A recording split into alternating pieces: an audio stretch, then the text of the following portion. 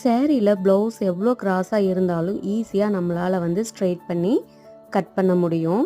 சேரீக்கும் ப்ளவுஸுக்கும் சென்டரில் வந்து ஒரு லைன் மாதிரி கொடுத்துருப்பாங்க இல்லைங்களா, அந்த லைனை வந்து நீங்கள் கரெக்டாக பிடிச்சிட்டு இந்த மாதிரி சேரீயும் ப்ளவுஸையும் வந்து ஸ்ட்ரெயிட்டாக வச்சுக்கோங்க. இப்படி வச்சு பார்க்கும்போதே நமக்கு வந்துட்டு எவ்வளோ கிராஸ் இருக்குது அப்படிங்கிறது தெரியும். இது வந்து காட்டன் சேரீ அப்படிங்கிறதுனால நான் ஜஸ்ட்டு வந்து ஒரு ப்ரெஸ் பண்ணினதையுமே அந்த மடிப்பு வந்து விழுந்துருச்சு. அதில் வந்து அப்படியே நான் கட் பண்ணி எடுத்துட்டேன். தனிப்பட்ட முறையில் நாமளே ஸ்ட்ரெயிட் பண்ணி வெட்டுறதுக்கு இந்த மெத்தட் வந்து ரொம்பவே ஈஸியாக இருக்கும். வலுவலுப்பான மெட்டீரியலாக இருந்தாலுமே கூட நம்ம இந்த மெத்தடை ஃபாலோ பண்ணி ஈஸியாக ஸ்ட்ரெயிட் பண்ணிக்க முடியும். அதே மாதிரி முந்தி பாகத்துலேருந்து நம்ம கட் பண்ணி எடுக்கிறோம் இல்லைங்களா, அந்த பீஸை வந்து நீங்கள் தூக்கி போட்டுறாதீங்க. ப்ளவுஸ் தைக்கும்போது ஏதாவது ஒரு இடத்துல நமக்கு பத்தலைனா கூட இந்த பீஸ் வச்சு நம்ம மேனேஜ் பண்ணிக்கலாம். இந்த வீடியோ பிடிச்சிருந்தா மறக்காமல் லைக் பண்ணிடுங்க. அப்படியே நம்ம சேனலை சப்ஸ்கிரைப் பண்ணிக்கோங்க.